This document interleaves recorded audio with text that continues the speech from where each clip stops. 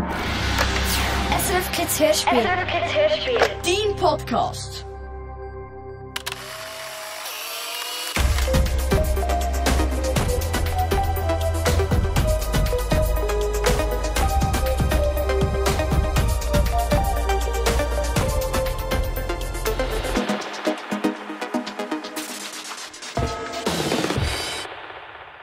Es läutet. Ich komme! Sophie versucht gerade eine winzig kleine Schraube mit dem Fingernagel in ein genauso winzig kleines Gewinde hineinzudrehen. Es läutet nochmal. Moment! Ach, Kopf! Und dann läutet es gerade zum 3. Mal. Ja, ich komme! Endlich ist die Schraube drin und Sophie macht die Tür auf. Vor der Tür steht der Leo. Hast du schon gedacht, du machst gar nie auf? Ja, ich konnte nicht können, sonst wäre sie mir wieder rausgefallen. Rausgefallen? Ja, komm rein. Es liegt auf meinem Pult. Sophie hebt die Türen auf, der Leo kommt rein und geht ins Zimmer. Sophie holt eine Flasche Eistee und 2 Gläser. Was ist? Der Leo steht wie angewurzelt vor der Tür und starrt ins Zimmer. Der Sophie, ihr Zimmer sieht aus, wie es eben immer aussieht. Als hätte eine Bombe eingeschlagen. Oder als hätte jemand den Kleiderschrank, das Büchergestell und noch dazu den Theke ausgeleert und alles mit einer grossen Kelle verrührt. Sophie steigt wie nichts über alles rein und stellt die Flaschen und Gläser auf dem Büchergestell ab. Der Leo steuert auf die Zehenspitze aufs Pult zu. Er nimmt einen Socken, einen Wasserfarbkasten und ein Skateboard vom Stuhl und stellt alles auf den Tisch, der schon total überladen ist. Hey, pass auf, du bringst alles durcheinander. Sophie hebt beide Hände über die Kamera. Schau! Sophie nimmt die Hände wieder weg und strahlt. Eine alte Kamera. Ja und? Hast du Matti Aufzgi schon fertig? Ja, kannst abschreiben. Aber jetzt schau doch mal. Sophie zeigt auf die Kamera. Das ist eine Sofortkamera, eine Polaroid-Kamera. Das war mal voll in Mode. Hey, die habe ich heute Morgen im Sperrgut gefunden. Dazu noch eine nickel-nagelneue Kassette mit 7 Aufnahmen. Alles zusammen war in einer total verstaubten Kartonschachtel. Ich habe die Kamera geputzt, die Batterien ausgewechselt und jetzt muss ich nur noch den Deckel da drauf schrauben. Fertig! Gibst du mir jetzt dein Matti-Heft? Ach komm, eine echte Polaroid-Kamera und du willst mein Matti-Heft. Das interessiert mich nicht. Gibst du mir jetzt dein Heft? Sie ist in der Mappe. Der Leo schaut umeinander. Unter welchem Haufen soll ich suchen? Da. Sophie ging die Mappe unter dem Pult durch, Leo direkt vor die Füße. Sie nimmt die Kamera und schraubt den Deckel drauf. Der Leo sucht einen Platz zum Abschreiben. Eine Weile lang sagt keiner ein Wort. Fertig! Sophie hebt die Kamera auf und dreht sie in alle Richtungen. Sie ist richtig stolz auf ihr Werk. Was soll ich fotografieren? Mir doch gleich. Die funktioniert sowieso nicht. Oh Mann, du bist so ein Spielverderber. Okay, kannst ja ein Foto von mir machen. Double fotografiere ich nicht. Sophie seufzt und schaut aus dem Fenster. Psst. Macht sie und zeigt aufs Fenstersims. Ein Spatz. Sophie nimmt die Kamera, schaut durch und drückt ab. Die Kamera macht Klack, dann surrt es. Und aus dem Schlitz kommt ein Foto. Es funktioniert. Sophie hebt stolz die Foto in die Luft und der Leo starrt aufs Fenstersims. Der Vogel ist weg. Er schaut Sophie an. Wo du abgedrückt hast, ist der Vogel verschwunden. Quatsch. Ich habe ihn doch noch gesehen und ihn fotografiert. Er ist verschwunden, wo es Klack gemacht hat. Nochmal, so einen Quatsch. Der Leo versucht der Sophie zu erklären, was er gesehen hat. Aber die Sophie hört nicht zu. Oder will nicht zuhören. Wette, dass er auf dem Foto ist? Der Leo streckt die Hand an. Okay. Um was wetten wir? Um ein Softies. Sophie fächert mit dem Foto, das sich gerade von allein entwickelt. Nur noch ein paar Sekunden und wir haben den Beweis. 21, 22, 23, 24. Ha! Er ist drauf. Zeig. Der Leo reißt das Foto der Sophie aus der Hand. Kopf! Das kann nicht sein. Aber auf dem Foto ist Ein Spatz. Aber ich habe genau in dem Moment zum Vogel übergeschaut, was Klack gemacht hat. Und dann ist der Spatz plötzlich verschwunden, wie weggezaubert. Leo, was soll das? Hey, ein Wett ist ein Wett. Nur kein Stress, ich zahle dir die Softies schon, aber ich check da nicht. Der Vogel war eben schneller als du. Und? Was fotografieren wir jetzt? Mir doch gleich. Der Leo schreibt weiter die Motti auf das ab. Komm, wir gehen raus. Dort finden wir sicher etwas. Sophie gibt dem Leo eine Box. Hey, au! Ja, kannst später weiter abschreiben. Sophie macht rechts umgekehrt und geht voraus.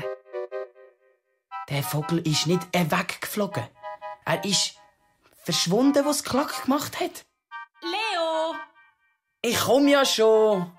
Der Leo steht auf und klappt das Matheheft zu. Mal schauen, was als nächstes verschwindet. Sophie und der Leo stehen vor dem Haus. Sophie hebt stolz ihre Polaroid-Kamera in der Hand, die sie im Sperrgut gefunden hat. Ein Vogel landet auf dem Gartenhag. Den Vogel habe ich schon fotografiert. Jetzt kommt etwas anderes dran. Sophie blinzelt den Leo an. Der knurrt. Wo Sophie nämlich den Vogel auf dem Fenstersims fotografiert hat, hat der Leo gesehen, wie der plötzlich verschwunden ist. Wo du abgedrückt hast, ist der Vogel plötzlich weg gewesen. Nein, Quatsch. Der Vogel ist einfach weggeflogen. Sophie weiss es eben immer besser. Jetzt schaut sie wie ein Profi durch die Kamera, schüttelt den Kopf und schaut wieder umeinander. Was soll sie fotografieren? Welches Sujet gibt ein gutes Foto? Der Leo beobachtet Sophie. Blöffsack. Der Leo sieht, wie Sophie ihr Velo anschaut, das am Gartenhag angekettet ist. Es ist frisch geputzt und glänzt wie neu. Hey, ich fotografiere mein Velo. Schön. Sophie macht ein Auge zu und blinzelt mit dem anderen durch die Kamera. Dann schillt sie zum Leo über. Wenn ich abgedruckt habe, sagt dann ja nicht, das Velo sei wusch, weg. Sophie lacht und äfft den Leo noch mehr nach. Wo du abgedruckt hast, ist der Vogel plötzlich weg gewesen. Der Leo schaut Sophie an, wie sie mitten auf der Straße steht und sich wahnsinnig lustig vorkommt. Ah Mann, du nervst. Die Softies kommst morgen über. Und zwar genau in dein Gesicht. Der Leo dreht sich um und verschwindet um die nächste Hausecke. Sophie zuckt mit den Schultern. Sie schaut durch die Kamera und drückt ab. Es macht Klack. Dann surrt's. Leo! Der Leo hört's, aber er läuft weiter. Leo! Der Leo bleibt stehen. Ah Mann, was ist? Komm! Der Leo kehrt um. Sophie steht immer noch mitten auf der Straße und starrt auf den Gartenhag. Es ist weg. Was? Ja, mein Velo. Weg. Verschwunden. Sophie zeigt auf den Gartenhag. Geklaut? Ja, wie? Es ist ja niemand da, nur mir. Stimmt. Weit und breit kein Mensch. Wie ausgestorben. Hast du jemanden gesehen? Der Leo schüttelt den Kopf. Gib mal. Der Leo nimmt das Foto und untersucht es. Man muss doch irgendjemand sehen, der das Velo klaut. Aber nichts. Nur ein Velo, das am Gartenhag angekettet ist. Der Leo schaut in den Himmel rauf. Vielleicht ist ein UFO gekommen? Sophie verdreht die Augen. Sehr witzig. Und es klaut ausgerechnet mein Velo. Ist ja nur eine Idee. Wenn es kein UFO war, dann ist es eben weggefahren oder weggeflogen. Sophie schaut den Leo an und ihre Augen werden grösser und grösser. Dann gibt sie am Leo einen Box. Hey, au! Genau! Du hast recht gehabt. Der Leo reibt seinen Arm und kommt überhaupt nicht raus. Ja, du hast recht gehabt mit dem Vogel. Was Klack gemacht hat, ist er weg gewesen. Genau wie mein Velo. Die Kamera hat den Vogel und das Velo aufgenommen. Ja, logisch, was denn sonst? Nein, ich meine, die Kamera hat beides richtig aufgenommen. So in sich hinein. Spinnst? Ich meine, das gibt's doch nicht, oder? Sophie zuckt mit den Schultern. Also, wenn es wirklich so ist, wie du sagst, dass die Sachen, die du mit dieser Kamera fotografierst, in dieser Kamera auch verschwinden... Du glaubst mir also? Keine Ahnung. Ausprobieren. Ja, und wenn wieder irgendetwas verschwindet? Es darf natürlich nichts Wichtiges verschwinden. Es muss etwas sein, das nicht auffällt, wo man gar nicht merkt, dass es weg ist. Der Leo hat eine Idee. Wir gehen in den Park. Dort finden wir sicher etwas. Es ist ein kleiner Park mit einer Wiese und ein paar Bäumen rundherum. Sophie und der Leo hocken auf ein Bänkchen und schauen umeinander. Was kann man da fotografieren, wo nicht auffällt, dass es fehlt, falls es von der Kamera aufgenommen wird? Der Leo zeigt auf eine Tafel. Wie wär's mit dem? Rasen betreten verboten. Von denen gibt's so viel, das fällt nicht auf. Ich schaue auf die Tafel und du machst das Foto. Sophie nimmt die Kamera. Sie ist nervös. Schaut niemand? Der Leo schüttelt den Kopf. Sophie schaut durch die Kamera. Es macht Klack und dann surrt's. Sophie nimmt die Kamera langsam runter Und? Sie ist weg! Sophie nimmt das Foto. Langsam wird das Bild deutlicher. Da! Der Leo stürzt auf die Wiese und rennt wie blöd umeinander. Es hat geklappt! Sophie starrt immer noch aufs Foto. Dann schaut sie am Leo zu, wie er sich auf der Wiese austobt. So ein Kindskopf. Und jetzt kommt die Schule dran! Aber zuerst bringen wir alles in die Schule, was mit der Schule zu tun hat. Mappen, Hefter, Bücher, alles muss weg. Sophie klatscht in die Hände. Geniale Idee. Aber dann wird sie ernst. Leo, stell dir vor, was dann los ist. Das können wir nicht machen. Ja, aber was haben wir denn davon, wenn die Kamera das kann? Ich frage mich sowieso, wo die Sachen verschwinden. Das ist doch gleich. Wenn wir wissen, wo die Sachen verschwinden, dann können wir auch dein Velo zurückholen. Und auch den Vogel. Der Leo nimmt die Kamera und schaut durch. Nicht abdrucken. Wir haben nur noch 4 Bilder. Und was ich auch nicht verstehe, wo du durch die Kamera geschaut hast und den Spatz, Velo und die Tafel fotografiert hast, dann hast du doch auch noch anderes Zeugs gesehen. Und das ist auch nicht weg. Wieso verschwindet nicht auch der Hintergrund und alles rundum? Sophie zuckt mit den Schultern. Ja, vielleicht verschwindet nur das, was in der Mitte ist. Das wollte ich ausprobieren. Wir fotografieren die Mathe-Tests. Die von gestern? Von der Frau Winiger? Der Leo nickt. Die liegen direkt auf dem Fenstersims. Ich weiss es. Man sieht sie von der Straße aus. Die Prüfung habe ich total verhauen. Welche Mathe-Tests hast du schon nicht verhauen? Komm, Sophie. Sophie schaut den Leo an. Soll sie jetzt wirklich ein Foto für die Mathe-Tests hergeben? Dann sind es nur noch 3 Fotos, die übrig bleiben. Ja, okay. Lieber die Mathe-Tests verschwinden als meine Schuhe. Der Leo strahlt. Das Schulzimmer der Frau Winiger ist zuunterst. Von der Straße aus sieht man einen Teil der Mathe-Tests. Aber es müssen alle weg. Der Leo schaut umeinander und als er sieht, dass niemand herum ist, klettert er auf einen Baum, nimmt die Kamera, schaut, dass er alle Hefte schön in der Mitte hat und drückt ab. Die Kamera macht Klack und dann surrt es. Es hat geklappt. Alle Tests sind verschwunden. Mann, so cool. Der Leo klettert vom Baum, nimmt Fotos, fächert damit umeinander und wartet, bis sich die Fotos von allein entwickeln. Er hebt das Foto der Sophie unter die Nase. Ta-ta-ta-ta. Und was ich nicht verstehe, wenn es darum geht, etwas auszuhacken und etwas anzustellen, dann bist du schlau wie ein Fuchs. Aber wenn es um die Mathe geht, dann bist du dumm. Der Leo grinset. Sophie winkt mit der Hand. Jetzt müssen wir aufpassen, dass uns niemand verdächtigt. Gib mir die Fotos. Was willst du damit? Verreissen. Beweismaterial muss vernichtet werden. Wenn das Foto jemand sieht, dann kommen wir dran. Quatsch. Auf dem Foto sieht man ja nur alle Tests. Wir sind nicht drauf. Egal. Sophie nimmt die Fotos und verreisst sie. Ein Teil davon rührt sie in einen Güsselkübel, den Rest steckt sie in ihre Jackentasche. Was machst du mit dem Rest? Ist das kein Beweismaterial? Ich verteile alles in verschiedene Kübel. Sicher ist sicher. Du spinnst. Selber? Aber du übertreibst. Hey, ich übertreibe gar nicht. Ich will einfach keinen Stress. Sophie geht zu einem anderen Kübel und rührt ein paar Fotifötzel rein. Der Leo bleibt stehen und schaut ihr zu. Du spinnst. Sophie dreht sich um. Sag das nochmal. Du spinnst zum 3. Mal. Leo? Sophie kneift ihre Augen zusammen. Du weißt, was ich mit der Kamera mache, wenn du es zum 4. Mal sagst. Ah ja. Der Leo grinset. Ich mach's. Sophie hebt die Kamera auf. Machst nicht. Und wenn doch? Traust ja nicht. Sicher schon. Sophie nimmt die Kamera vors Auge. Aber du verwitschst mich nicht.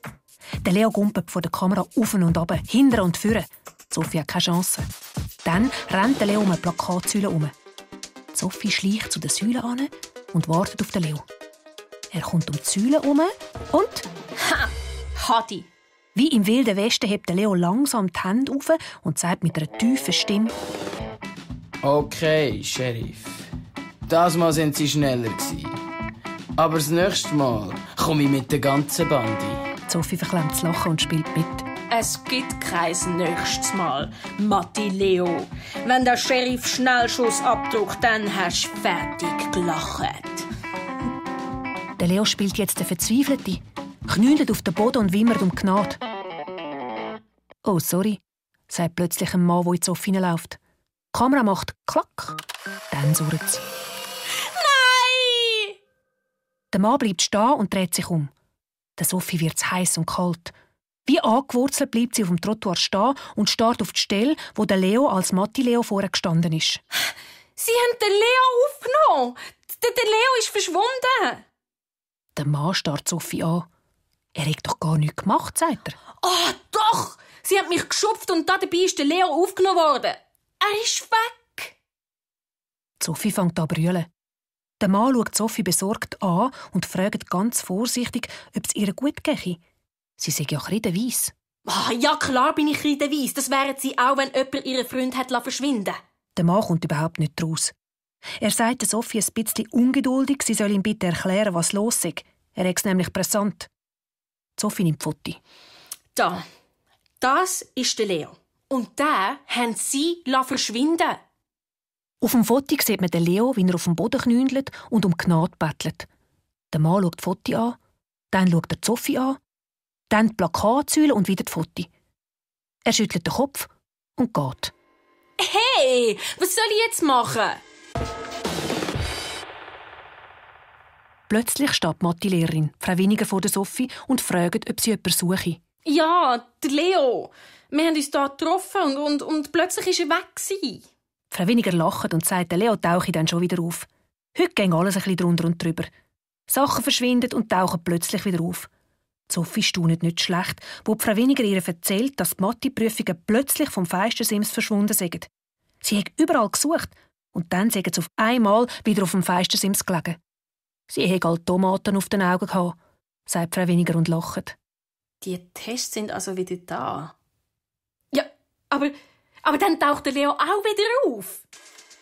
Sophie macht rechtsumgekehrt, rennt los und lässt Frau Winiger einfach stehen. Sophie rennt zum Park. Sie will schauen, ob die Tafel wieder auftaucht ist. Aber auf der Wiese steht weit und breit keine «Rasen betreten verboten» Tafel. Sophie rennt heim. Vielleicht ist ihr Velo wieder da. Nichts. Weit und breit kein Velo. Wütig rennt Sophie in ihr Zimmer und geht auf ihr Bett und gäusset ins Küsse rein. Sie haut mit den Füßen auf die Matratze ein. Was soll sie jetzt machen? Sie steht auf und läutet dem Leo an. Vielleicht ist er ja daheim. Aber nichts. Sie starrt auf die Kamera. Warum habe ich das blöde Ding finden? Warum muss es so etwas Blödes wie Sperrgut geben? Und warum muss ich dort immer rumwühlen und Sachen mit heimnehmen? Jetzt ist ihr Velo weg, eine Tafel und ein Vogel. Die Kamera hat alles verschwinden. Auch der Leo. Was soll sie den Eltern sagen? Der Leo ist doch ihr Freund. Den kann sie doch nicht einfach so vergessen. Oh, Leo. Leo, hilf mir. Was soll ich machen? Sophie geht wieder voraus. Sie muss etwas machen. Aber was? Sie läuft einfach umeinander, schaut gar nicht wodurch und tätscht prompt in die Scheibe von einem Bushäuschen. Ach, Kopf! Sophie schaut hässig in die Scheibe. Dort sieht sie sich selber hässig zurückstarren. Und plötzlich hat sie eine Idee. Leo, ich komme! Sie rennt los. Sie rennt ins nächste Kleidergeschäft und sucht einen Spiegel. Sie findet einen, stellt sich davor und nimmt die Kamera. Sophie schaut, ob jemand rum ist. Nein, es ist niemand rum. Also gut, ich probier's. Sophie blinzelt durch die Kamera, schaut, dass sie schön in der Mitte ist, holt tief Luft und drückt ab. Die Kamera macht Klack. Dann surrt's. Was? Ich bin ja immer noch da. Sophie schaut die Fotos an, die sich von allein entwickeln. Oh je, es hat nicht geklappt. Aber ich bin doch in der Mitte gsi. Sophie schaut in den Spiegel und dort ist nichts. Das heisst, dort ist keine Sophie, aber ein Mann, der sich mit einem neuen Job im Spiegel anschaut. Hey! Protestiert Sophie. Aber der Mann reagiert nicht. Sophie will ihm einen Schupf geben, haut aber ins Leere. Wow, es hat also doch geklappt. Sophie ist unsichtbar. Sie kann durch alles durchlaufen. Durch Gestell, Menschen und durch die Wände. Wahnsinn! Ich bin durchsichtig. Dann rennt sie los. Sie rennt durch die Strassen, durch die Autos und Häuser. Und es passiert ihr nichts. Jetzt muss sie den Leo finden. Aber zuerst wollte ich schauen, ob die Rasen betreten verboten Tafel wieder rum ist. Die steht auf der Wiese, dort, wo sie immer gestanden ist. Die Kinder rennen umeinander, aber sie stürcheln nicht über die Tafel.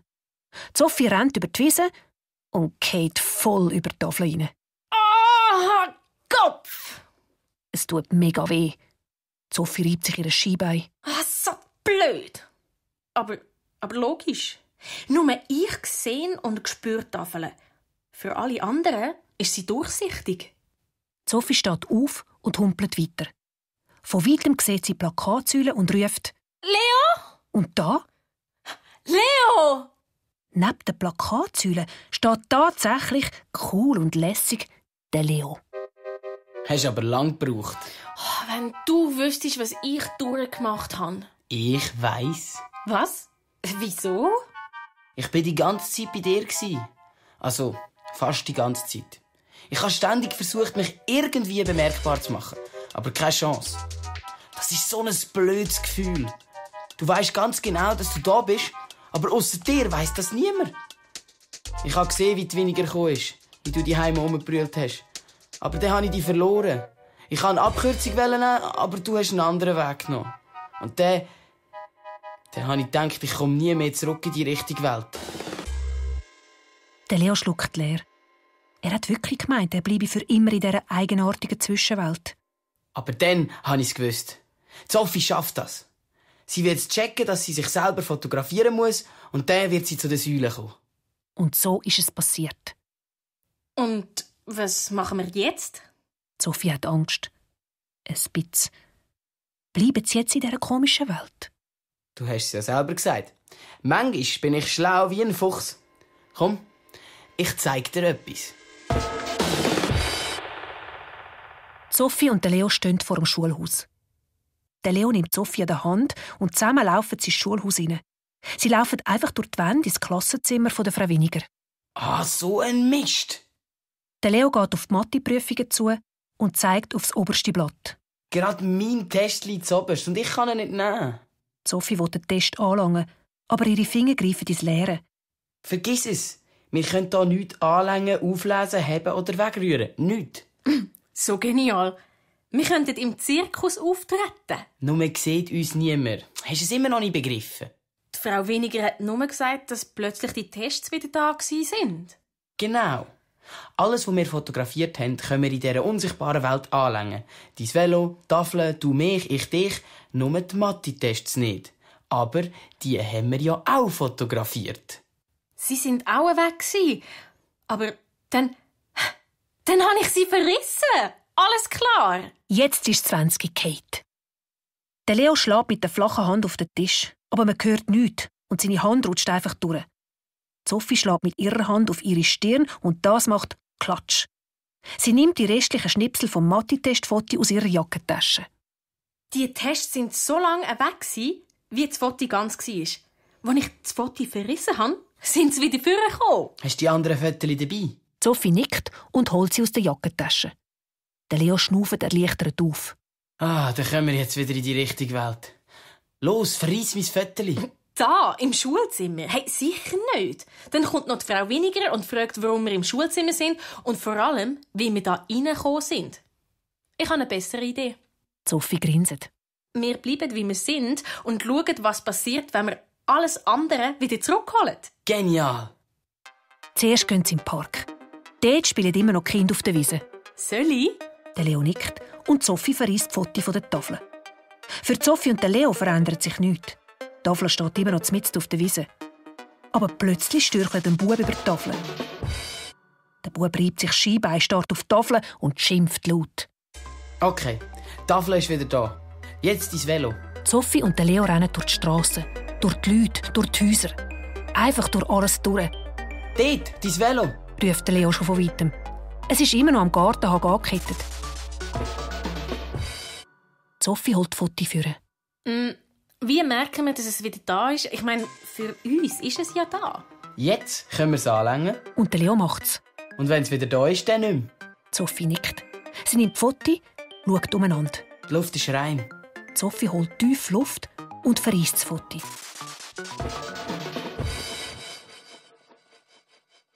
Wie bei der Tafel hat sich für Sophie und Leo nichts verändert. Der Leo geht zum Velo und langt durchs Durch. Ah, es ist wieder da. Und jetzt wir. Aber nicht da auf der Straße. Sie gehen ins Zimmer von der Sophie. Wenn wir? Irgendeiner muss es ja sein. Sophie gibt dem Leo das Foto, das sie von sich selber gemacht hat. Ich hol dich zurück und du mich. Der Leo nickt. Sie zählen auf 3. 1, 2, 3. Sie verreissen die Fotos gleichzeitig. Der Leo holt Anlauf und schlägt mit der flachen Hand aufs Pult. Es macht Klatsch. Sie sind wieder in der richtigen Welt. Yeah! Wo der Leo aufs Pult haut, segelt ein Foto auf den Boden. Sophie buckt sich. Oh, der Spatz! Hey, den hätten wir fast vergessen. Sie hebt das Foto auf und geht zum Fenster. Hoffentlich ist er noch da. Sophie verreist das Foto und ein kleiner Spatz flattert völlig verwirrt auf dem Baum umeinander. Er plustert sich auf, schüttelt sich und fliegt dann davon. Tschüss. Der Leo schaut dem Vogel nach, wie er über die Hausdächer verschwindet. Sophie nimmt die Kamera, klettert auf einen Stuhl und stellt die Kamera auf den Schrank auf. Ein Foto haben wir noch. Dann klettert sie wieder vom Stuhl runter. Also, wenn wir einmal weg wollen, einfach so verschwinden? Mhm. Irgendein ist der, wenn wir eine gute Idee haben. Genau, wenn wir eine gute Idee haben. Sophie schenkt den Eistee ein, der schon lange gewartet hat, dass man ihn trinkt. Und der Leo schreibt endlich weiter die Motti auf das Giap.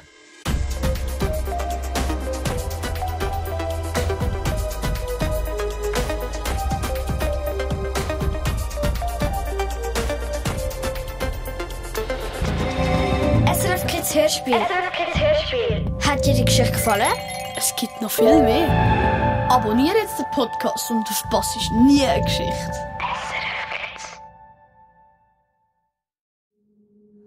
Das war ein Podcast von SRF. Produziert im Auftrag der SRG.